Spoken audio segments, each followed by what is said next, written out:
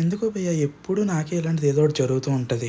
అసలు ఏం జరిగిందో మొత్తం చెప్తాను. వీడియో ఎండ్ వరకు చూడండి. హే అందరికీ నమస్కారం.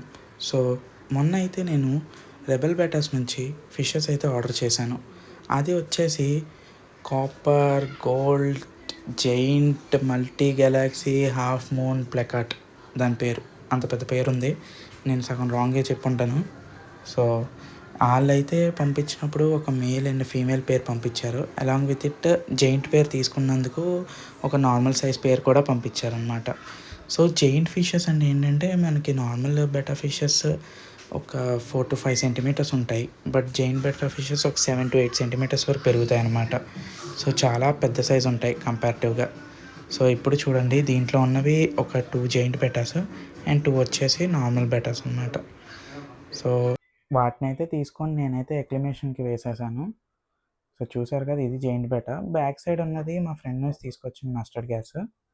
అండ్ వాటర్ టెంపరేచర్ పారామీటర్స్ అన్నీ పర్ఫెక్ట్గా ఉన్నాయి. సో డెత్కి అది మాత్రం రీజన్ కాదు. అండ్ రీజన్ ఏంటంటే నాకు ఇప్పుడు తెలియదు. సో నాకే కాదు, ఆ అమ్మినోడికి కూడా అసలు ఏమైందో తెలియలేదు. వాడు కూడా మంచి హెల్తీదే పంపించినప్పుడు షిప్పింగ్లో కూడా చావలేదు. కాకపోతే వచ్చిన 1 డేకే చనిపోవడం ఏంటి అనేసి ఆడికి అర్థం అవ్వట్లేదు.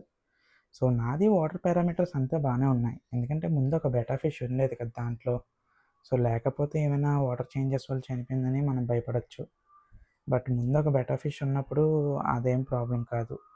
అండ్ వాళ్ళు వేసేది ప్రొఫెషనల్ కొరియర్స్. అందులో కొరియర్ చూసారు ఎలాగొచ్చిందో, సగం వాటర్ లీకే అయిపోయింది. అండ్ మరుసటి రోజు నేను చూసేటప్పటికి మార్నింగే చనిపోయిందనమాట.